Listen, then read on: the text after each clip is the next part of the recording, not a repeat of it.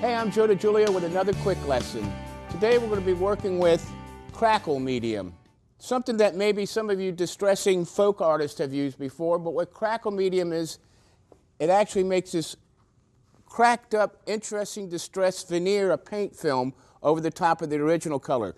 It looks almost like a raku glaze when you're going ahead and doing pottery. So what we're going to do is to show you how to get this desired effect, but more importantly, how to control the medium to get the cracks to go in the direction you want. That's very specific.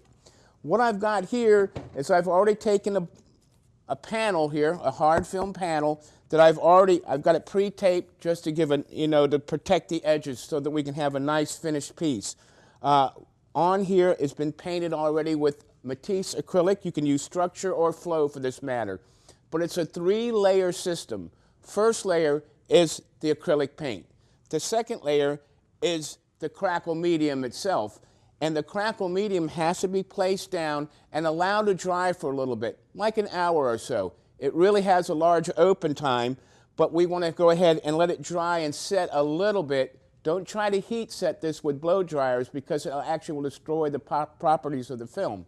So that's the second layer. The final layer is going to be Matisse's background color because they are the ones that are going to activate the crackling medium. So at this point in the game, I'm just going to use my Polar Flow 1-inch wash brush and apply the crackling medium.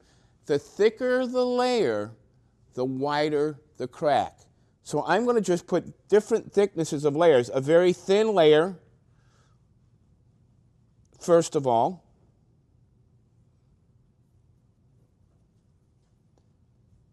Then I'm going to apply a thicker layer as we go down the line, so you can kind of see the different effects.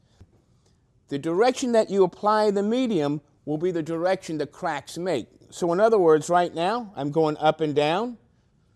Up and down is going to make cracks this way.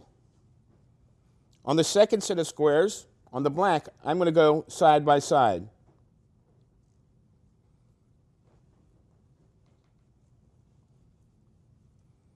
And again, the more that you put on, the thicker the cracks. So you can get some really interesting effects. Now this has been used by folk artists for quite some time, but I like to see this actually brought into fine artist work where it can be used in perhaps collage or something of that nature, abstract painting, because you can get some very interesting effects with the medium. So I've got the first body going this way, the second set are going this way. I'm going to kind of blotch like a stippling brush could actually be probably a better brush for using for this on this third panel. And some beautiful colors I've got here. The Matisse light red, of course, the Mars black. This is the South Ocean blue.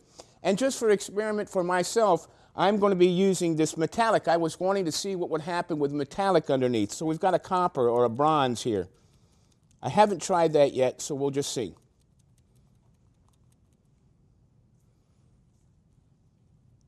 And again, I'm just going to put a thick, lush. I'll do one in one direction, one in the other direction on this, just to see what we get. Now,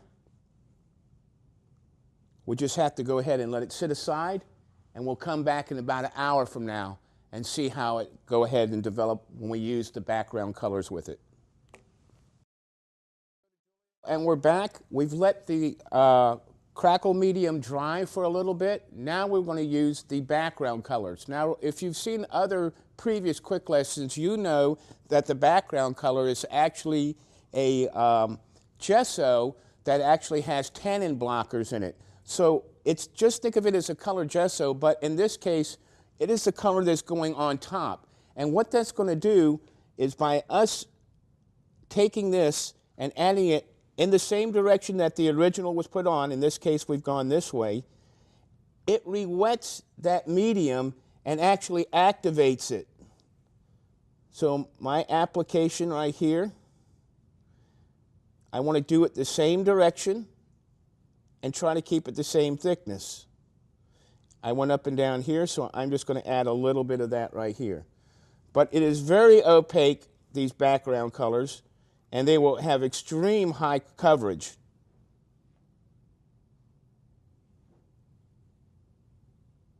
All right. Let me clean my brush. We'll go on to the next one. But as it dries, the crackling effect starts to take place. Well, you can already see the effect starting to take place here. Very exciting, sort of like Christmas. Now, a little red with black, I always like that. I think that's kind of interesting. But you'll see the direction that I put the crackling medium on is the direction of cracks. Left to right here, up and down here. The thicker the level of the medium that's placed, the thicker the cracks will be.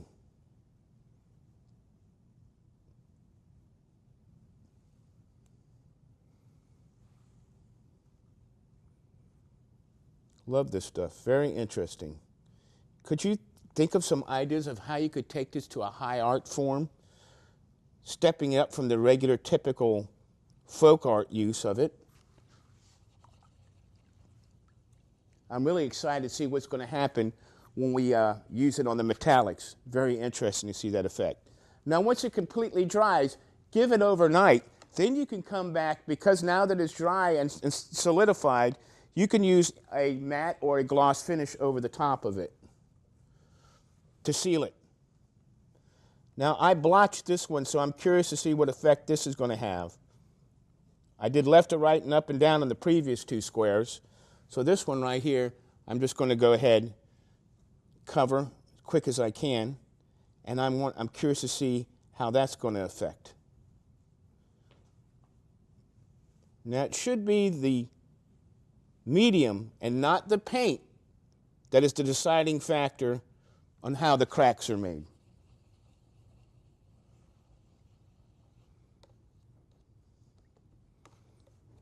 Lastly, take a little bit of this green. Now there's over 30 different background colors, and then the underneath color can be any of the 80 different colors in the range. Whether they're structure or the flow formula, it doesn't really matter on that base coat. You can use any one you want, whatever you happen to have.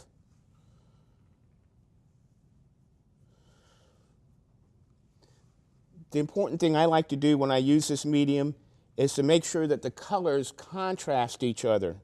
The red and the black, the white and the red. High contrast is going to give a more vivid effect. There you go. So we'll just let them dry and see where we're at.